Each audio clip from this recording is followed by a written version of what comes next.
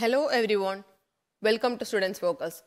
ഇന്ന് നമ്മൾ സ്റ്റാർട്ട് ചെയ്യാൻ പോകുന്ന ടോപ്പിക് അല്ലെങ്കിൽ ഈ വീഡിയോയിൽ ഡിസ്കസ് ചെയ്യാൻ പോകുന്ന ടോപ്പിക്കാണ് കമ്പനീസ് ആക്ട് 2013. ആ പേരിൽ തന്നെ ആക്ടിൻ്റെ പേരിൽ തന്നെ നമ്മൾക്ക് മനസ്സിലാവും ആ ആക്ട് എന്തിനു വേണ്ടിയുള്ളതാണെന്ന്. നമ്മുടെ കമ്പനീസിൻ്റെ ഫോർമേഷൻ, അതിൻ്റെ റണ്ണിങ്, അതിൻ്റെ വൈൻഡിങ് അപ്പ്, അങ്ങനെയുള്ള കമ്പനി റിലേറ്റഡ് കാര്യങ്ങൾ എല്ലാം അടങ്ങുന്ന റൂൾസ് ആൻഡ് റെഗുലേഷൻസ് അതെല്ലാമാണ് നമ്മളുടെ കമ്പനീസ് ആക്ട് 2013 വരുന്നത്. നമ്മളുടെ ആക്ടുകൾ നോക്കിയാൽ നമ്മൾക്ക് ആക്ടിൻ്റെ പേരിൽ നിന്ന് തന്നെ ആ ആക്ട് എന്തിനുള്ളതാണെന്ന് മനസ്സിലാവും. ഇപ്പോൾ ഇൻഷുറൻസ് ആക്ട് എന്ന് കണ്ടാൽ നമ്മൾക്കറിയാം അത് എന്താണ് അതിൻ്റെ പർപ്പസ്, എന്തിനു വേണ്ടിയുള്ളതാണെന്ന്. അല്ലെങ്കിൽ ബാങ്കിങ് റെഗുലേഷൻ ആക്ട്, അങ്ങനെ നമുക്ക് ആക്ടിൻ്റെ പേരിൽ തന്നെ മനസ്സിലാവും. സെയിം ആണ് കമ്പനീസ് ആക്ടിൻ്റെ കേസിലും. കമ്പനീസിൻ്റെ ഫോർമേഷൻ അങ്ങനെ അത് റിലേറ്റഡ് കാര്യങ്ങൾക്ക് വേണ്ടിയുള്ള ഫോം ചെയ്തിരിക്കുന്നതാണ് നമ്മുടെ കമ്പനീസ് ആക്ട് 2013. കമ്പനീസ് ആക്ട് 2013 നിലവിൽ വരുന്നതിന് മുമ്പ് നമ്മൾക്ക് ഉണ്ടായിരുന്ന ആക്ട് ഏതായിരുന്നു? കമ്പനീസ് ആക്ട് 1956 ആയിരുന്നു. കമ്പനീസ് ആക്ട് 1956 അത് കഴിഞ്ഞ് ഒത്തിരി ചേഞ്ചസ് വന്നു. അല്ലെങ്കിൽ നമ്മളുടെ എൻവയോൺമെൻറ്റ്, ബിസിനസ് എൻവയോൺമെൻറ്റ് മാറി, നമ്മുടെ പല സ്ട്രക്ചേഴ്സ് മാറി. അപ്പോൾ അതുകൊണ്ട് തന്നെ നമ്മുടെ കമ്പനീസ് ആക്ട് 1956 ഉണ്ടായിരുന്ന ഡ്രോബാക്സ് ഒക്കെ മിനിമൈസ് ചെയ്തുകൊണ്ട്, അതിലുണ്ടായിരുന്ന കോംപ്ലിക്കേഷൻസ് ഒക്കെ മിനിമൈസ് ചെയ്തുകൊണ്ട് കൂടുതൽ കോർപ്പറേറ്റ് ഗവർണൻസ് എൻഷുർ ചെയ്യാൻ വേണ്ടി, അങ്ങനെ അതിനെല്ലാം പർപ്പസിന് വേണ്ടിയാണ് നമ്മൾ കമ്പനീസ് ആക്ട് 2013 കൊണ്ടുവന്നത്. ഇപ്പോൾ കമ്പനീസ് ആക്ട് 2013 വന്നപ്പോൾ നമ്മളുടെ കമ്പനീസ് ആക്ട് 1956 റിപ്പീൽ ചെയ്തുകൊണ്ട് കമ്പനീസ് ആക്ട് 2013 വന്നു. ഇത് ഫോം ചെയ്ത് നമ്മുടെ കമ്പനീസ് ആക്ട് 2013 കമൻസ് ചെയ്ത ഡേറ്റ് എന്നാണ്? 29th August 2013 നമ്മളുടെ ഈ ആക്ട് കമൻസ് ചെയ്തത്. അപ്പോഴാണ് നമുക്ക് പ്രസിഡന്റിൻ്റെ നിന്ന് അപ്രൂവൽ കിട്ടിയത് ആക്ട് കമൻസ് ആവുന്നത്. ഇത് ഓൾ ഓവർ ഇന്ത്യ ഇത് ബാധകമാണ്. ഇന്ത്യയിലുള്ള എല്ലാ കമ്പനീസിനും നമ്മളുടെ കമ്പനീസ് ആക്ട് 2013 ബാധകമാണ്. ഇനി ഇതിൻ്റെ ആപ്ലിക്കബിലിറ്റി നമ്മൾ നോക്കുമ്പോൾ നമ്മൾ പറഞ്ഞു എല്ലാ കമ്പനീസിനും ഇത് ബാധകമാണ്, അതായത് നമ്മുടെ കമ്പനീസ് ആക്ട് ബാധകമാണെന്ന് നമ്മൾ പറഞ്ഞു. അപ്പോൾ ചില ടൈപ്പ് കമ്പനീസ് അവർക്ക് അവരുടേതായ വേറെ റൂൾസ് ആൻഡ് റെഗുലേഷൻസ്, അതായത് അവരുടേതായ വേറെ ആക്ട് ഗവേൺ ചെയ്യുന്നുണ്ട്. ഇപ്പോൾ നമ്മൾ എക്സാമ്പിൾ നോക്കുകയാണെങ്കിൽ ഇൻഷുറൻസ് കമ്പനീസ്, അതിൻ്റെ റൂൾസ് റിലേറ്റ് ചെയ്യുന്ന ഇൻഷുറൻസ് ആക്ട് ഉണ്ട്, അല്ലെങ്കിൽ IRDA ആക്ട് ഉണ്ട്. പിന്നെ ബാങ്കിങ് കമ്പനീസിൻ്റെ കാര്യത്തിൽ നമുക്ക് ബാങ്കിങ് റെഗുലേഷൻ ആക്ട് ഉണ്ട്. അതുപോലെ നമ്മുടെ ഇലക്ട്രിസിറ്റിയുടെ കേസിലാണെങ്കിൽ ഇലക്ട്രിസിറ്റി കമ്പനീസിന് ഗവേൺ ചെയ്യുന്ന അല്ലെങ്കിൽ അതിൻ്റെ റൂൾസ് ആൻഡ് റെഗുലേഷൻസ് മെൻഷൻ ചെയ്തിരിക്കുന്ന ഇലക്ട്രിസിറ്റി ആക്ട് ഉണ്ട്. അപ്പോൾ ഇങ്ങനെയുള്ള കേസിൽ ഇങ്ങനെയുള്ള കമ്പനീസിന് ഇപ്പോൾ കമ്പനീസ് ആക്ട് ബാധകമായിരിക്കുമോ അല്ലയോ? ഈ കമ്പനീസിനും കമ്പനീസ് ആക്ട് ബാധകമാണ്. അതായത് ഇപ്പോൾ ഏതെങ്കിലും റൂൾസ് ആൻഡ് റെഗുലേഷൻസ് രണ്ട് ആക്ടിലും ഒരേപോലെ ഫോളോ ചെയ്യേണ്ടതാണെങ്കിൽ കമ്പനി ആ റൂൾസ് അല്ലെങ്കിൽ ആ ആക്ടിൽ പറഞ്ഞിരിക്കുന്ന കാര്യങ്ങൾ അതുപോലെ ഫോളോ ചെയ്യണം. ഇനി രണ്ട് ആക്ടും തമ്മിൽ എന്തെങ്കിലും കോൺട്രഡിക്ഷൻ വരുന്നുണ്ടെന്ന് വിചാരിക്കുക. ഏതെങ്കിലും ഒരു പോയിന്റിൽ കോൺട്രഡിക്ഷൻ വരുന്നുണ്ട്. ഇപ്പോൾ എക്സാമ്പിൾ പറയുകയാണെങ്കിൽ, ഇപ്പോൾ ഇൻഷുറൻസ് കമ്പനീസിന് ഇതൊരു എക്സാമ്പിളാണ്. ഇപ്പോൾ ഇൻഷുറൻസ് കമ്പനീസിൻ്റെ കേസിൽ നമ്മൾ ഇൻഷുറൻസ് ആക്ടിൽ പറഞ്ഞിരിക്കുന്നത് നിങ്ങൾ ഒരു വർഷത്തിൽ 6 പ്രാവശ്യം ബോർഡ് മീറ്റിംഗ് കൂടണം എന്നാണെന്ന് വിചാരിക്കുക. നമ്മളുടെ കമ്പനീസ് ആക്ടിൽ ഇപ്പോൾ എക്സാമ്പിളിന് വേണ്ടി കമ്പനീസ് ആക്ടിൽ പറഞ്ഞിരിക്കുന്നത് അത് 2 പ്രാവശ്യം നിങ്ങൾ ബോർഡ് മീറ്റിംഗ് കൂടിയാൽ മതി എന്നാണ്. അപ്പോൾ എന്താ, രണ്ടും തമ്മിൽ വ്യത്യസ്തമായ അഭിപ്രായമല്ലേ, കോൺട്രഡിക്ഷൻ വന്നില്ലേ? ആ കേസിൽ നിങ്ങൾ എന്ത് ഫോളോ ചെയ്യണം? അങ്ങനെയുള്ള കേസിൽ നമ്മളുടെ അതാത് ആക്ട് പറഞ്ഞിരിക്കുന്നത്, അതായത് ഇൻഷുറൻസ് കമ്പനീസിൻ്റെ കേസിൽ എന്താ, ഇൻഷുറൻസ് ആക്ടിൽ എന്താ പറഞ്ഞിരിക്കുന്നത്? നിങ്ങൾ 6 പ്രാവശ്യം അത് ബോർഡ് മീറ്റിംഗ് കൂടണം എന്നല്ലേ. അപ്പോൾ അതുകൊണ്ട് കമ്പനീസ് ആക്ട് പറഞ്ഞു നിങ്ങൾ ആ പറഞ്ഞിരിക്കുന്ന പോലെ ചെയ്തോളൂ, എനിക്ക് കുഴപ്പമില്ല, ഞാൻ ഇങ്ങോട്ട് മാറിത്തരാം, ഞാൻ പറഞ്ഞത് നിങ്ങൾ കേൾക്കണ്ട, ആ അതാത് സെക്ടറിൽ ഇപ്പോൾ ഇൻഷുറൻസ് ആക്ട് പറഞ്ഞ പോലെ നിങ്ങൾ ചെയ്താൽ മതി. അപ്പം അങ്ങനെ കോൺട്രഡിക്ഷൻ വരുന്ന കേസിലാണെങ്കിൽ അതാത് സെക്ടറിലുള്ള ആക്ട് പറയുന്നത് പോലെ ചെയ്യുക. അതല്ലാതെ രണ്ടിലും ഒരേ റൂൾസാണ് പറഞ്ഞിരിക്കുന്നതെങ്കിൽ അത് രണ്ടും ആ കമ്പനീസ് ഫോളോ ചെയ്യുക, ഒരേ രീതിയിലാണ് പറഞ്ഞിരിക്കുന്നതെങ്കിൽ. അപ്പം അങ്ങനെ എല്ലാ ടൈപ്പ് കമ്പനീസിനും നമ്മളുടെ കമ്പനീസ് ആക്ട് ബാധകമാണ്. ഇത് എക്സാം പോയിന്റ് ഓഫ് വ്യൂവിൽ അത്ര ഇമ്പോർട്ടൻ്റ് അല്ല, പക്ഷേ ഇൻട്രൊഡക്ഷനായിട്ട് നിങ്ങൾക്ക് മനസ്സിലാവാൻ വേണ്ടി ഞാൻ പറഞ്ഞതാണ്. പിന്നെ അതല്ലാതെ മറ്റേതെങ്കിലും സ്പെഷ്യൽ ആക്ടിൻ്റെ ബേസിൽ ഫോം ചെയ്തിരിക്കുന്ന ഏതെങ്കിലും കമ്പനിയോ അല്ലെങ്കിൽ സെൻട്രൽ ഗവൺമെൻറ് മറ്റേതെങ്കിലും പർപ്പസിന് വേണ്ടി ഇൻകോർപ്പറേറ്റ് ചെയ്ത ഏതെങ്കിലും ബോഡി കോർപ്പറേറ്റോ അതെല്ലാത്തിനും നമ്മളുടെ കമ്പനീസ് ആക്ട് ബാധകമാണ്. കാരണം സെൻട്രൽ ഗവൺമെൻറ് ഫോം ചെയ്ത ബോഡി കോർപ്പറേറ്റ് ആണെങ്കിൽ അത് അവർ കമ്പനിയായിട്ട് നോട്ടിഫൈ ചെയ്തിട്ടുണ്ടെങ്കിൽ അങ്ങനെയുള്ള ഇതിലൊക്കെ നമുക്ക് ബാധകമാണ്. പിന്നെ companies incorporated under this act or under any previous company law, ഈ ആക്ട് അനുസരിച്ചും ഇതിന് മുമ്പുള്ള ഈ ആക്ട് ഫോം ചെയ്യുന്നതിന് മുമ്പ്, അത് വരുന്നതിന് മുമ്പ് ഏതായിരുന്നു, ഇതിന് മുമ്പുള്ള ആക്ട് ആയിരുന്നല്ലോ, ആ ആക്ട് അനുസരിച്ചും ഫോം ചെയ്തിരിക്കുന്ന എല്ലാ കമ്പനീസിനും നമ്മളുടെ കമ്പനീസ് ആക്ട് 2013 ബാധകമാണ്. ഇനി നെക്സ്റ്റ് നമ്മൾ നോക്കാൻ പോകുന്നത് ഇതിൻ്റെ ഡെഫിനിഷൻ എന്താണ്. നമ്മളിപ്പോൾ ഓൾറെഡി പറഞ്ഞത് തന്നെയാണ് ഡെഫിനിഷൻ. സെക്ഷൻ 2 ക്ലോസ് 20 എന്താ പറഞ്ഞിരിക്കുന്നത്? Company means A company incorporated under this act or under any previous company law. അതായത് നിങ്ങൾ 2013 ശേഷമാണ് കമ്പനി രജിസ്റ്റർ ചെയ്തിരിക്കുന്നതെങ്കിൽ ഏത് ആക്ടിൻ്റെ കീഴിലായിരിക്കും നിങ്ങൾ രജിസ്റ്റർ ചെയ്തിരിക്കുന്നത്? Companies act 2013 കീഴിലായിരിക്കും. ഇനി 2013 മുമ്പ് നിങ്ങൾ 2010 കമ്പനി രജിസ്റ്റർ ചെയ്തിരുന്നെങ്കിൽ ഏതായിരിക്കും? ഇതിന് മുമ്പത്തെ ആക്ട് കമ്പനീസ് ആക്ട് 1956 ബേസിസിലായിരിക്കും. അപ്പം അങ്ങനെ ഈ ആക്ടിൻ്റെ ബേസിലോ അല്ലെങ്കിൽ ഇതിന് മുമ്പുള്ള ഏതെങ്കിലും കമ്പനി ലോയുടെ ബേസിൽ രജിസ്റ്റർ ചെയ്തപ്പെട്ട അല്ലെങ്കിൽ ഇൻകോർപ്പറേറ്റ് ചെയ്തപ്പെട്ട കമ്പനിയെ ഓർഗനൈസേഷനെയാണ് നമ്മൾ എന്ത് പറയുന്നത്? കമ്പനി എന്ന് പറയുന്നത്. അപ്പോൾ നിങ്ങൾക്ക് കമ്പനി എന്താണെന്ന് ക്ലിയർ ആയി. നമുക്ക് അതിൻ്റെ ഏകദേശം ഒരു ഇൻട്രൊഡക്ഷൻ കിട്ടി. ഇനി നമ്മൾക്ക് കമ്പനിയുടെ ഫീച്ചേഴ്സ് എന്തൊക്കെയാണെന്ന് നോക്കാം. അപ്പോൾ എല്ലാത്തിനും നമ്മളിപ്പോൾ പാർട്ട്ണർഷിപ്പ് പഠിച്ചപ്പോൾ അതിന് അതിൻ്റേതായ ഫീച്ചേഴ്സ് ഉണ്ട്, അല്ലെങ്കിൽ LLP പഠിച്ചപ്പോൾ അതിന് അതിൻ്റേതായ ഫീച്ചേഴ്സ് ഉണ്ട്. അപ്പോൾ അതുപോലെ നമ്മൾക്ക് കമ്പനിയുടെ ഫീച്ചേഴ്സ് എന്തൊക്കെയാണെന്ന് നോക്കാം. അതിന് ഫസ്റ്റ് വൺ വരുന്നത് സെപ്പറേറ്റ് ലീഗൽ എൻറ്റിറ്റി. നമ്മളുടെ കമ്പനി എന്ന് പറഞ്ഞാൽ അതൊരു സെപ്പറേറ്റ് ലീഗൽ എൻറ്റിറ്റിയാണ്. അതായത് എന്താണ് സെപ്പറേറ്റ് ലീഗൽ എൻറ്റിറ്റി? ഇപ്പോൾ എക്സാമ്പിൾ പറഞ്ഞാൽ ഒരു വീട്ടിൽ ഹസ്ബൻഡും വൈഫും ഉണ്ടെങ്കിൽ അവർ രണ്ടുപേരും രണ്ട് ഇൻഡിവിജ്വൽസ് അല്ലേ? അതല്ലെങ്കിൽ ഇപ്പോൾ എൻ്റെ വീട്ടിലുള്ള ആളും അടുത്ത വീട്ടിലൊരാളും രണ്ടാളുകളാണ്. അപ്പോൾ അതുപോലെ തന്നെ നമ്മളുടെ കമ്പനിയുടെ ഇൻകോർപ്പറേഷന് ശേഷം കമ്പനി വേറെയാണ്, അതിൻ്റെ മെമ്പേഴ്സ് വേറെയാണ്. ഇപ്പം ഞാനും നിങ്ങളും കൂടിയാണ് കമ്പനി ഫോം ചെയ്തതെങ്കിലും കമ്പനി ഫോർമേഷന് ശേഷം നമ്മളതിൻ്റെ മെമ്പേഴ്സാണ്, കമ്പനി വേറെയാണ്, സെപ്പറേറ്റ് ലീഗൽ എൻറ്റിറ്റിയാണ്. ലോയുടെ കണ്ണിൽ അത് ഒരു സെപ്പറേറ്റ് ആണ്, ഇൻഡിവിജ്വൽസിൽ നിന്ന് ഡിഫറെൻ്റ് ആയി അല്ലെങ്കിൽ അതിൻ്റെ ഓണേഴ്സിൽ നിന്ന് ഡിഫറെൻ്റ് ആയി അതൊരു സെപ്പറേറ്റ് ലീഗൽ എൻറ്റിറ്റിയാണ്. അതുകൊണ്ട് തന്നെ കമ്പനിക്ക് അതിൻ്റെ സ്വന്തം പേരിൽ പ്രോപ്പർട്ടി വാങ്ങിക്കണമെങ്കിൽ പ്രോപ്പർട്ടി വാങ്ങിക്കാം, പ്രോപ്പർട്ടി സെല്ല് ചെയ്യണമെങ്കിൽ അങ്ങനെ സെല്ല് ചെയ്യാൻ പറ്റും, അതിൻ്റെ സ്വന്തം പേരിൽ ബാങ്ക് അക്കൗണ്ട് ഓപ്പൺ ചെയ്യാം, ലോൺ എടുക്കാം, അല്ലെങ്കിൽ മറ്റെന്തെങ്കിലും കോൺട്രാക്റ്റിൽ എൻ്റർ ചെയ്യണമെങ്കിൽ എൻ്റർ ചെയ്യാം, എന്തെങ്കിലും ലയബിലിറ്റീസ് ഇൻകർ ചെയ്യണമെങ്കിൽ ചെയ്യാം, മറ്റാർക്കെങ്കിലും എതിരെ കേസ് കൊടുക്കണമെങ്കിൽ ചെയ്യാം. അങ്ങനെയുള്ള കാര്യങ്ങളെല്ലാം കമ്പനിക്ക് ചെയ്യാൻ സാധിക്കും. അതായത് നോർമലി ഒരു ഇൻഡിവിജ്വൽ ചെയ്യുന്ന കാര്യങ്ങൾ അത് നമ്മൾക്കിപ്പോൾ ഒരു ഇൻഡിവിജ്വൽ അവരുടെ പേരിൽ സ്ഥലം വാങ്ങിക്കുക അങ്ങനെയുള്ള കാര്യങ്ങളൊക്കെ ചെയ്യാൻ പറ്റില്ല. അങ്ങനെയുള്ള എല്ലാ കാര്യങ്ങളും കമ്പനിക്കും ചെയ്യാൻ സാധിക്കും. ഇതൊരു സെപ്പറേറ്റ് ലീഗൽ എൻറ്റിറ്റി ആവുന്നു. ഇനി നമ്മളുടെ ക്യാപിറ്റലും അസറ്റും കമ്പനിയിലേക്ക് കൊണ്ടുവരുന്നവരാ? കമ്പനിയുടെ ഷെയർ ഹോൾഡേഴ്സ് ആയിരിക്കുമല്ലോ. അപ്പോൾ ഷെയർ ഹോൾഡേഴ്സ് അല്ലെങ്കിൽ കമ്പനിയുടെ ഓണേഴ്സ്, കമ്പനിയുടെ മെമ്പേഴ്സ് ആരാണോ അവർ കമ്പനിയിലേക്ക് ക്യാപിറ്റലും അസറ്റ്സും കൊണ്ടുവന്നാലും അത് കമ്പനിയിലേക്ക് കൊണ്ടുവന്ന് കഴിയുമ്പോൾ അത് പിന്നെ ആരുടെ ആവുന്നേ? അത് നമ്മളുടെ കമ്പനിയുടെയാണ് ആവുന്നത്. അതായത് അതിൻ്റെ ഷെയർ ഹോൾഡേഴ്സിന് are not the private or joint owners of the company's property. അതിൻ്റെ ഷെയർ ഹോൾഡേഴ്സ് ആ കമ്പനിയുടെ പ്രോപ്പർട്ടിയുടെ ജോയിൻറ്റ് ഓണേഴ്സോ ഇൻഡിവിജ്വൽ ഓണേഴ്സോ ആവുന്നില്ല. ഇപ്പോൾ എക്സാമ്പിൾ പറഞ്ഞാൽ നമ്മുടെ പാർട്ട്ണർഷിപ്പ് ഫേമിൻ്റെ കേസിലാണെങ്കിൽ ഒരു പാർട്ട്ണർഷിപ്പ് ഫേം സ്റ്റാർട്ട് ചെയ്തു. ഇപ്പോൾ ഞാനും നിങ്ങളും കൂടെ ഒരു പാർട്ട്ണർഷിപ്പ് ഫേം സ്റ്റാർട്ട് ചെയ്തു. നമ്മൾ രണ്ടുപേരും കൂടെ 10 lakhs 2 കാറ് നമ്മളുടെ പാർട്ട്ണർഷിപ്പ് ഫേമിലേക്ക് കൊണ്ടുവന്നാൽ അതിൽ നമ്മൾ രണ്ടുപേരും അതിൻ്റെ ജോയിൻറ്റ് ഓണേഴ്സാണ് എന്ന് നമുക്ക് പറയാം പാർട്ട്ണർഷിപ്പ് ഫേമിൻ്റെ കേസിൽ. പക്ഷെ കമ്പനിയുടെ കേസിൽ അങ്ങനെയല്ല. ഇപ്പം ഞാനും നിങ്ങളും കൂടെ കമ്പനി ഫോം ചെയ്തു, നമ്മൾ രണ്ടുപേരും കൂടെ ഓരോ കാറ് കമ്പനിയുടെ ആവശ്യത്തിന് അല്ലെങ്കിൽ കമ്പനിയിലേക്ക് നമ്മൾ അസറ്റായിട്ട് കൊണ്ടുവന്നു കഴിഞ്ഞാൽ കമ്പനിയിൽ കൊണ്ടുവന്നു കഴിയുമ്പോൾ അതിൻ്റെ ഓണർ അതിൻ്റെ ഷെയർ ഹോൾഡേഴ്സ് അല്ല, പിന്നെ ആരാണ്? അത് കമ്പനി തന്നെയാണ്.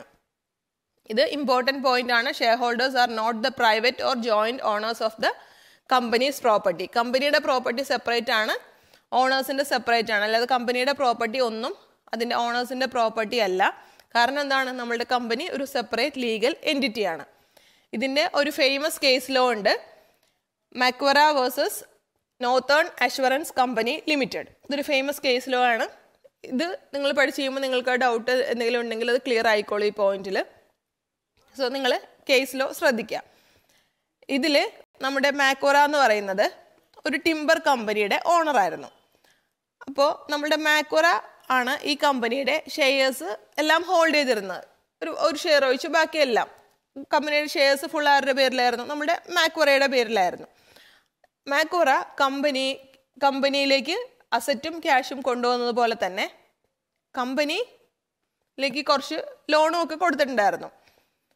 ഇനി നമ്മളുടെ മാക്വറ എന്താ ചെയ്തതെന്ന് വെച്ചാൽ കമ്പനിയുടെ ടിമ്പർ അത് ഇൻഷുർ ചെയ്ത സമയത്ത് ഫയർ ഇൻഷുറൻസ് എടുത്തു. കമ്പനിയുടെ ടിമ്പർ എന്തെങ്കിലും ലോസ് വന്ന പ്രൊട്ടക്ഷന് വേണ്ടിയിട്ട് ഫയർ ഇൻഷുറൻസ് എടുത്ത സമയത്ത് അദ്ദേഹത്തിൻ്റെ സ്വന്തം പേരിലാണ് ഇൻഷുറൻസ് എടുത്തത്. അതായത് കമ്പനിയുടെ പേരിലല്ല, സ്വന്തം പേരിലാണ് ഫയർ ഇൻഷുറൻസ് എടുത്തത്. ആ ടിമ്പേഴ്സ് ഫയറിൽ നഷ്ടപ്പെട്ടു. അപ്പോൾ എന്ത് ചെയ്തു, നമ്മളുടെ മാക്കുറ ഇൻഷുറൻസ് കമ്പനി എടുത്ത് പറഞ്ഞു നിങ്ങൾ കോമ്പൻസേഷൻ പ്രൊവൈഡ് ചെയ്യാൻ പറഞ്ഞു. കാരണം ഇൻഷുറൻസ് എടുത്തിട്ടുണ്ടല്ലോ, അപ്പോൾ കോമ്പൻസേഷൻ പ്രൊവൈഡ് ചെയ്യാൻ പറഞ്ഞു. അപ്പോൾ ഇൻഷുറൻസ് കമ്പനി എന്ത് പറഞ്ഞു, ഇൻഷുറൻസ് പ്രൊവൈഡ് ചെയ്യാൻ പറ്റില്ല, കാരണം നിങ്ങൾക്ക് ഇതിൽ ഇൻഷുറബിൾ ഇൻട്രസ്റ്റ് ഇല്ല. എന്തുകൊണ്ടാണ് ഇല്ലാത്തത്? നമ്മളിപ്പോൾ പഠിച്ചു, കമ്പനിയുടെ പ്രോപ്പർട്ടി വേറെ, അതിൻ്റെ ഓണേഴ്സിൻ്റെ പ്രോപ്പർട്ടി വേറെ, കമ്പനി സെപ്പറേറ്റ് ആണ്, ഓണേഴ്സ് സെപ്പറേറ്റ് ആണ്. അതുകൊണ്ട് തന്നെ നമ്മളുടെ മാക്കുറ വേറെയാണ്, മാക്കുറയുടെ കമ്പനി വേറെയാണ്. അപ്പോൾ കമ്പനിയുടെ ടിമ്പറാണ് ശരിക്കും അത്. കമ്പനിയുടെ ടിമ്പർ ഇദ്ദേഹം ഇൻഷുറൻസ് എടുത്തത് ആരുടെ പേരിലാണ്? അദ്ദേഹത്തിൻ്റെ പേഴ്സണൽ പേരിലാണ്. അതുകൊണ്ട് തന്നെ ഇദ്ദേഹത്തിന് ആ പ്രോപ്പർട്ടിയിൽ ഇൻഷുറബിൾ ഇൻട്രസ്റ്റ് ഇല്ല. ഇൻഷുറബിൾ ഇൻട്രസ്റ്റ് എന്താണ്? ഇപ്പോൾ അടുത്ത വീട്ടിലെ ഒരാളുടെ കാറ് ഞാൻ ഇൻഷുർ ചെയ്തിട്ട് ആ കാർ എന്തെങ്കിലും ആക്സിഡൻ്റ് ആയാൽ അതിൻ്റെ ഇൻഷുറൻസ് ക്ലെയിം എനിക്ക് തരണം എന്ന് പറഞ്ഞാൽ ഇൻഷുറൻസ് കമ്പനി തരുമോ? തരില്ല. കാരണം എന്താണ്? എനിക്ക് അതിൽ ഇൻഷുറബിൾ ഇൻട്രസ്റ്റ് ഇല്ല, അതെൻ്റെ അല്ല സാധനം, വേറൊരാളുടെയാണ് ആ കാറ്. അതുപോലെ തന്നെ ഈ കേസിലും ഈ ടിമ്പർ ആരുടെ ആയിരുന്നു? ടിമ്പർ കമ്പനിയുടെയാണ്. അപ്പോൾ അതുകൊണ്ട് തന്നെ ഇൻഷുറൻസ് ക്ലെയിം കൊടുത്തില്ല. ആ കേസിൽ എന്താണ് വിധി വന്നത്? Insurance company was not liable to him as no shareholder has any right to any item of property owned by the company. ഇതിൽ ഇൻഷുറൻസ് കമ്പനി നമ്മളുടെ മാക്കോറയ്ക്ക് പേയ്മെൻറ്റ് കൊടുക്കേണ്ട കാര്യമില്ല, അതിനുള്ള ലയബിലിറ്റി ഇല്ല. കാരണം എന്തുകൊണ്ടാണ്?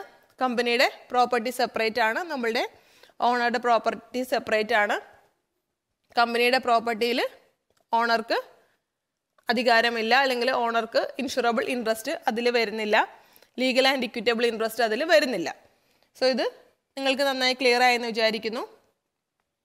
ഇനി നെക്സ്റ്റ് നമ്മൾ നോക്കാൻ പോകുന്ന അടുത്ത പോയിന്റ് പെർപെക്ച്വൽ സക്സഷൻ. എന്താണ് ഇതുകൊണ്ട് ഉദ്ദേശിക്കുന്നത്? അതായത് നമ്മളുടെ നോർമൽ കേസിൽ ഇപ്പം നമ്മുടെ ഒരു സോൾ പ്രൊപ്പറേറ്റർഷിപ്പ് ആണെങ്കിൽ അതിൻ്റെ ഓണർ മരിച്ചു പോയി കഴിഞ്ഞാൽ, അല്ലെങ്കിൽ ഓണർ ഇൻസോൾവെൻ്റ് ആയി കഴിഞ്ഞാൽ എന്ത് പറ്റും? അത് അവിടെ വെച്ച് സ്റ്റോപ്പ് ആവുന്നു. പക്ഷെ നമ്മളുടെ കമ്പനിയുടെ കേസിൽ അതിൻ്റെ മെമ്പേഴ്സ് മരിച്ചു പോകുമോ, അല്ലെങ്കിൽ ഇൻസോൾവെൻ്റ് ആവുമോ, അല്ലെങ്കിൽ ചേഞ്ച് ആവുമോ, അതൊന്നും കമ്പനിയുടെ റണ്ണിങ്ങിനെ ബാധിക്കുന്ന കാര്യമല്ല. ഇപ്പോൾ കമ്പനിയിൽ 10 ഷെയർ ഹോൾഡേഴ്സ് ഉണ്ട്, അല്ലെങ്കിൽ 10 മെമ്പേഴ്സ് ഉണ്ട്. അതിൽ ഒരാൾ മരിച്ചു പോയാൽ അതിന് പകരം ഒന്നുകിൽ വേറെ ആൾ വരും, അല്ലെങ്കിൽ ആ 9 പേര് കണ്ടിന്യൂ ചെയ്യും. 9 പേര് വെച്ച് തന്നെ കമ്പനി റൺ ചെയ്തുകൊണ്ടിരിക്കും. അതായത് മെമ്പേഴ്സ് മരിക്കുന്നോ, അല്ലെങ്കിൽ ചേഞ്ച് ആവുന്നോ, അല്ലെങ്കിൽ ഇൻസോൾവെൻ്റ് ആവുന്നോ, അതൊന്നും കമ്പനിയെ ബാധിക്കുന്ന കാര്യമല്ല. കാരണം എന്താണ്? കമ്പനി ആർട്ടിഫിഷ്യൽ പേഴ്സൺ ആണ്. കമ്പനി ക്രിയേറ്റ് ചെയ്യപ്പെട്ടത് എങ്ങനെയാണ്? ബൈ ലോ ആണ്, നിയമമാണ് കമ്പനിയെ ക്രിയേറ്റ് ചെയ്തത്. അതുകൊണ്ട് തന്നെ ആ കമ്പനിയെ ഇല്ലാതാക്കാനും ആർക്കാ പറ്റുള്ളൂ? നിയമത്തിനേ പറ്റുള്ളൂ. നിയമത്തിൻ്റെ വഴിയിൽ വൈൻഡപ്പ് ചെയ്യാനേ പറ്റുള്ളൂ. അല്ലാതെ ഒരാൾ മരിച്ചു എന്ന് പറഞ്ഞോ, ഒരാൾ കമ്പനിയിൽ നിന്ന് പോയി എന്ന് പറഞ്ഞൊന്നും കമ്പനിക്ക് ഒന്നും സംഭവിക്കുന്നില്ല. കമ്പനിയുടെ എക്സിസ്റ്റൻസിനെ അത് ബാധിക്കുന്നില്ല. അതുപോലെ കമ്പനിയുടെ ഷെയർസ് മറ്റാർക്കെങ്കിലും ട്രാൻസ്ഫർ ചെയ്തു, അതൊന്നും കമ്പനിയുടെ എക്സിസ്റ്റൻസിനെ ബാധിക്കുന്ന കാര്യമല്ല. ഇനി ലിമിറ്റഡ് ലയബിലിറ്റി ഓഫ് മെമ്പേഴ്സ്. നമ്മളുടെ പാർട്ട്ണർഷിപ്പിൻ്റെ കേസിൽ നമ്മൾ പറഞ്ഞായിരുന്നു ലയബിലിറ്റി അൺലിമിറ്റഡ് ആണ് പാർട്ട്നേഴ്സിൻ്റെ. നേരെ മറിച്ച് നമ്മളുടെ ലിമിറ്റഡ് ലയബിലിറ്റി നമ്മളുടെ കമ്പനിയുടെ കേസിൽ അതിൻ്റെ മെമ്പേഴ്സിൻ്റെ ലയബിലിറ്റി ലിമിറ്റഡ് ആണോ അൺലിമിറ്റഡ് ആണോ എന്ന് നമ്മൾ ഡിസൈഡ് ചെയ്യുന്നത് അത് ഏത് ടൈപ്പ് കമ്പനിയാണ് എന്നതിൻ്റെ ബേസിസിലാണ്. അപ്പോൾ ഏത് കമ്പനിയാണെങ്കിലും നമുക്ക് ലിമിറ്റഡ് ലയബിലിറ്റി ആണെന്ന് പറയാൻ പറ്റില്ല. അപ്പോൾ അത് ഏത് ടൈപ്പ് കമ്പനിയാണ്, അതായത് എന്തിൻ്റെ ബേസിസിലാണ് നമ്മൾ പറയുന്നത്? ലയബിലിറ്റിയുടെ ബേസിസിൽ നോക്കുമ്പോൾ കമ്പനിയെ 3ആയിട്ട് ഡിവൈഡ് ചെയ്തിട്ടുണ്ട്, അല്ലെങ്കിൽ പലതായിട്ട് ഡിവൈഡ് ചെയ്തിട്ടുണ്ട്. അതിൽ ഏത് രീതിയിൽ പെടുന്ന, ഏത് വിഭാഗത്തിൽപ്പെടുന്ന കമ്പനിയാണ് നമ്മളുടെ എന്നുള്ളതിനെ ബേസ് ചെയ്തിരിക്കും അത്. അപ്പോൾ നമ്മൾക്ക് ഏതൊക്കെ ടൈപ്പ് കമ്പനിയാണുള്ളത്, അതിൻ്റെ ലയബിലിറ്റി എങ്ങനെയാണ് വരുന്നതെന്ന് നോക്കാം. അതിൽ ഫസ്റ്റ് വൺ വരുന്നത് ലിമിറ്റഡ് ലയബിലിറ്റി കമ്പനി, അല്ലെങ്കിൽ കമ്പനി ലിമിറ്റഡ് ബൈ ഷെയർസ്. നമ്മൾക്ക് ആ പേരിൽ തന്നെ മനസ്സിലാവും അതിൽ ലയബിലിറ്റി ലിമിറ്റഡ് ആണ്. ഏത് എക്സ്റ്റെൻറ്റ് വരെ? ഷെയർസിൻ്റെ വാല്യൂ എന്താണോ അതിൻ്റെ എക്സ്റ്റെൻറ്റ് വരെ ഉള്ളൂ അതിലെ മെമ്പേഴ്സിൻ്റെ ലയബിലിറ്റി വരുന്നത്. അല്ലാതെ കമ്പനിയുടെ ടോട്ടൽ ലയബിലിറ്റിക്ക് അതിലെ എല്ലാ മെമ്പേഴ്സും ഫുള്ളി ലയബിൾ ആയിരിക്കില്ല. ഇപ്പം എക്സാമ്പിൾ പറഞ്ഞാൽ, ഒരു കമ്പനിയിൽ ഞാൻ കുറച്ച് ഷെയർ എടുത്തിട്ടുണ്ടെന്ന് വിചാരിക്കുക, 1000 ഷെയർ എടുത്തിട്ടുണ്ട്. അതിലൊരു ഷെയറിൻ്റെ വാല്യൂ 100 റുപ്പീസാണ്. ഞാൻ അതിൽ 50 റുപ്പീസേ പേ ചെയ്തിട്ടുള്ളൂ, ബാക്കി 50 റുപ്പീസിന് പേ ചെയ്യാനുണ്ട്. അപ്പോൾ എൻ്റെ ലയബിലിറ്റി മാക്സിമം വരുന്ന എന്താണ്? കമ്പനിയിൽ ലയബിലിറ്റി വരുന്ന സമയത്ത് എൻ്റെ അടുത്ത് ആ അൺപെയ്ഡ് പോർഷൻ പേ ചെയ്യാൻ പറയാം. ഞാൻ 100 രൂപ വെച്ച് പേ ചെയ്യേണ്ടതിന് പകരം ഒരു ഷെയറിന് 50 രൂപ വെച്ചിട്ടല്ലേ ഞാൻ പേ ചെയ്തിട്ടുള്ളൂ. അപ്പോൾ ആ അൺപെയ്ഡ് വാല്യൂ, അൺപെയ്ഡ് പോർഷൻ എത്രയാണോ ആ എമൗണ്ട് എത്രയാണോ ആ അൺപെയ്ഡ് വാല്യൂ വരെ ഉള്ളൂ എനിക്ക് ലയബിലിറ്റി. അതിൽ കൂടുതൽ എനിക്ക് ലയബിലിറ്റി ഇല്ല. ഇനി നമ്മളുടെ ഷെയർസിൻ്റെ വാല്യൂ ഇപ്പം നമ്മൾ പറഞ്ഞു 100 റുപ്പീസ് ആണെന്ന് പറഞ്ഞു. അപ്പോൾ ഇപ്പോൾ 1000 ഷെയർ ആണെങ്കിൽ 1000 × 100 ആ മെമ്പറിൻ്റെ ടോട്ടൽ ലയബിലിറ്റി വരുന്നത് അത്രയാണ്. അത് ഏത് കേസിലാണ്? ലിമിറ്റഡ് ലയബിലിറ്റി കമ്പനി അല്ലെങ്കിൽ കമ്പനി ലിമിറ്റഡ് ബൈ ഷെയർസിൻ്റെ കേസിൽ. നെക്സ്റ്റ് വരുന്നത് കമ്പനി ലിമിറ്റഡ് ബൈ ഗ്യാരണ്ടി. അതായത് ഇപ്പം ഞാനും നിങ്ങളും കൂടെ ഒരു കമ്പനി ഫോം ചെയ്തു.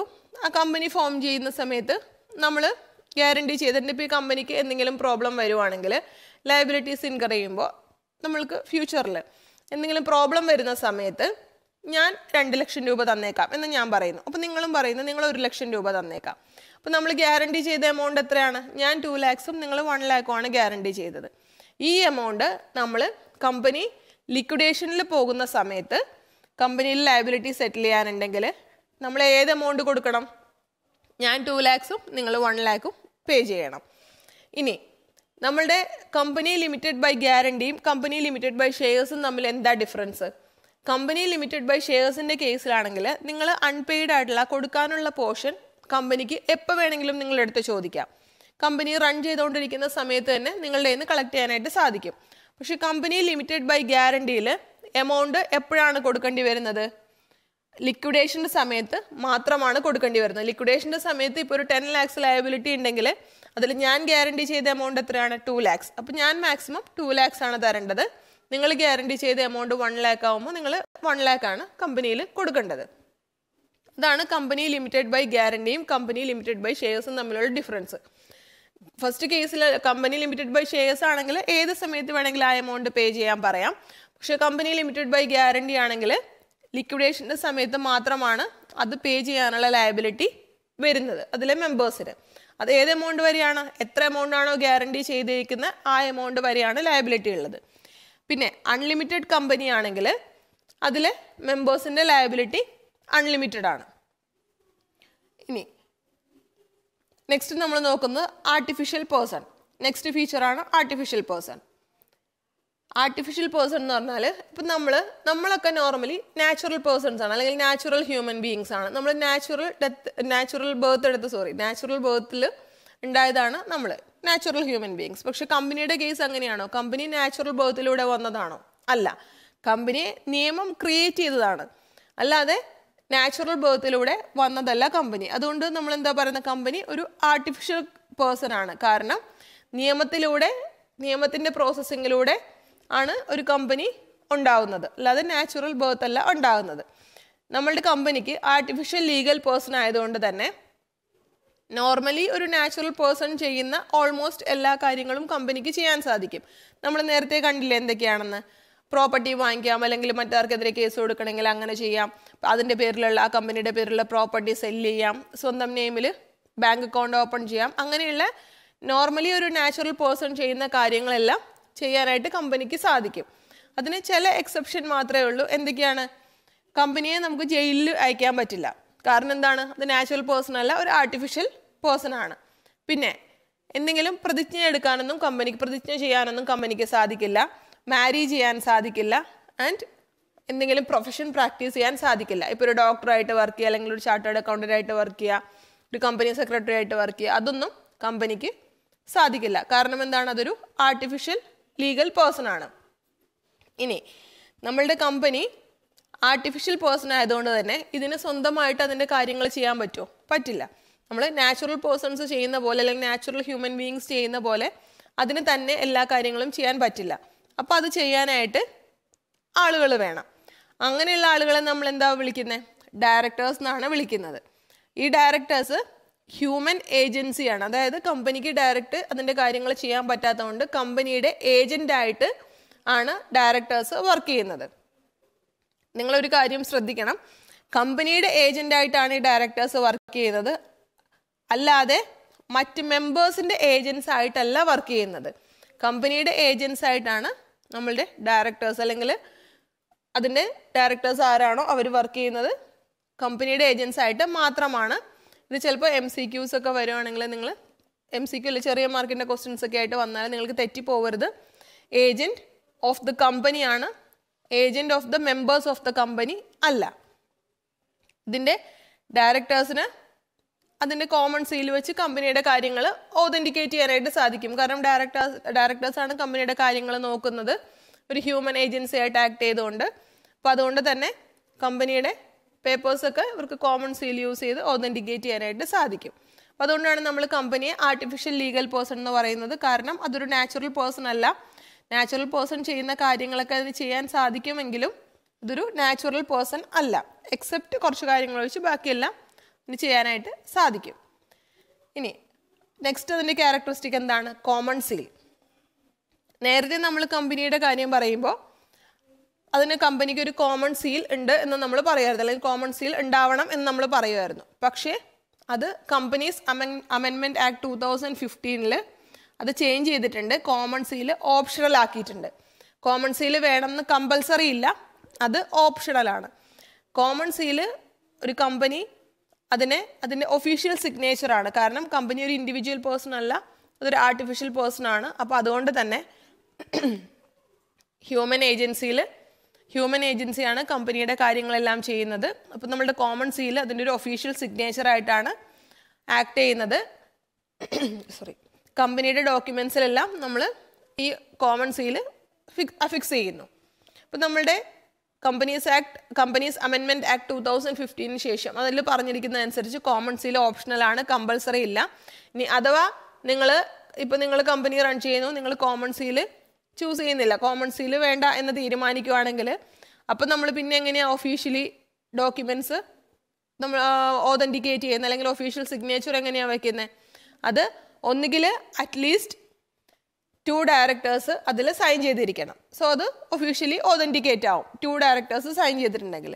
അല്ലെങ്കിൽ നിങ്ങളുടെ കമ്പനിയിൽ നിങ്ങൾ കമ്പനി സെക്രട്ടറിയെ അപ്പോയിൻറ്റ് ചെയ്തിട്ടുണ്ടെങ്കിൽ ഒരു ഡയറക്ടറും കമ്പനി സെക്രട്ടറിയും ആ ഡോക്യുമെൻറ്റിൽ സൈൻ ചെയ്തിട്ടുണ്ടെങ്കിൽ അത് കമ്പനിയുടെ ഒഫീഷ്യൽ സിഗ്നേച്ചറായിട്ട് എടുക്കുന്നു. അങ്ങനെ അതിന് വാല്യൂ ചെയ്യുന്നു. സോ നമ്മൾ കമ്പനി എന്താണ് എന്ന് മനസ്സിലാക്കി കമ്പനിയുടെ ഫീച്ചേഴ്സ് എന്തൊക്കെയാണെന്നും ഇന്നത്തെ വീഡിയോയിൽ ഡീറ്റെയിൽ ആയിട്ട് ഡിസ്കസ് ചെയ്തിട്ടുണ്ട്. നമുക്ക് നെക്സ്റ്റ് ടോപ്പിക്കുമായിട്ട് അടുത്ത വീഡിയോയിൽ മീറ്റ് ചെയ്യാം. അതുവരെ ബൈ ബൈ.